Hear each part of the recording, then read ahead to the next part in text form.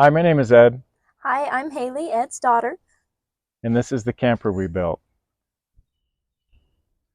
So our solution to the problem of the other camper was to build our own, and some of the reasons why were if it was going to be a year-round option for her, I wanted her to have better insulation, more livability. So we tried to make something a little bit more tiny home and a little bit less RV. So the entire camper is built all out of aluminum. The subframe is 2 by 6 by quarter rec tube. The center tongue is 2 by 4 by quarter rec tube. And then the way we tackled the hitch was to wrap it in 1/4 inch steel. Where the steel and aluminum touch, they are separated by UHMW plastic so that they can't corrode. And then we have an adjustable hitch, just a simple swivel jack.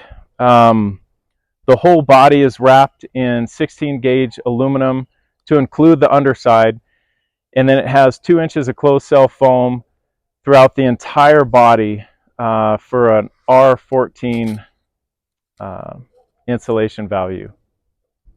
So in framing the body, we created our own I-beams out of 2-inch flat that's 1/8 inch thick, and the goal with that was to cut down on thermal breaks rather than using square tube. You can see where we connected everything with rivets. There's Sikaflex 252 where the body panels meet the framing, and then everything is MIG welded. The doors and windows we chose are Arctic Turn. As a dad, it was important that we had some safety features. So the door is advertised as being bear proof. It has this metal screen. I don't know if it's actually bear proof, but it would definitely slow somebody down if they're trying to get in it at night. And we gave her a big grab handle, and then we built these big fenders that you can step on so that if you need to get up top to wipe off the solar panels, or if something is hit, hopefully the fenders will take the brunt of the strike and not the body of the camper. Here's a different look at the meshing on the door. It's just kind of a square grid and maybe 16 gauge wire, but it's pretty stout. Another thing we did is I double blocked the framing of the door so that it couldn't be pried open. So again, the windows are through Arctic Turn as well. I like these. They seal really well. They're strong, and they're rated to, I think, -20 degrees. They have 3 different settings for the height you can choose, and we chose to put 3 on the back side just for good visibility. Okay, on the inside of the camper, again, we tried to cozy it up with tongue and groove cedar. On the front, she's got a wet bath. The water simply drains into an internal 15-gallon tank that's inside the closed cell, so it's hopefully less likely to freeze. And also the sink is going to drain into that as well. We did add front windows so that if she's out someplace and it's a little bit sketchy, she can at least see 360 degrees around the trailer, and it lets a lot of light in.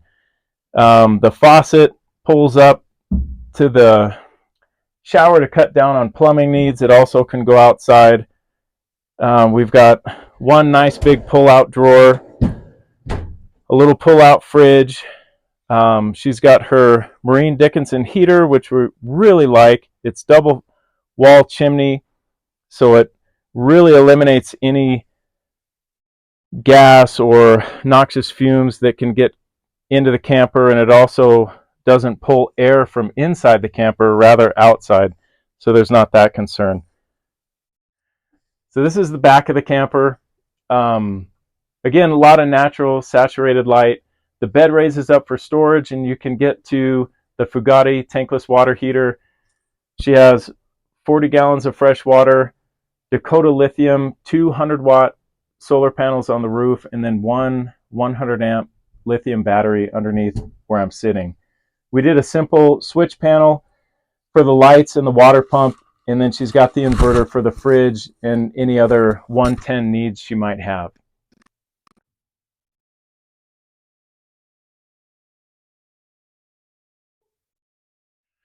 The axles on the camper are Timbren independent suspension axles. They're 3,500 pound HDs. The actual weight of the trailer is 2,600 pounds, and we came in right at 15% on the tongue weight. The roof is also skinned in 16 gauge, and then we covered it all in Line-X. One thing we're really happy about is on a hot sunny day when we take a temp gun to it, these panels are about 25 degrees cooler than the wall panels that are bare aluminum. Something I really like about the windows are the screens. I can go down and have a full bug screen, or I can come up and have this nice blackout screen, which is good if I was camping in like a gas station overnight or something. And then I also like you can set it halfway, which blocks out any creepers from seeing me sleep. Something that I really like about the power system is that it totally runs itself. We went camping for 3 days and the power never dropped below 70%, and that was entirely the solar panels. This corner too, especially with the carpet, it just makes it feel cozy. When we were originally building the campers, I was opposed to the carpet, but it turns out I really like it, and it's one of my favorite parts. And the approximate size of the camper is 6 by 10, and it has a 3-foot V-nose.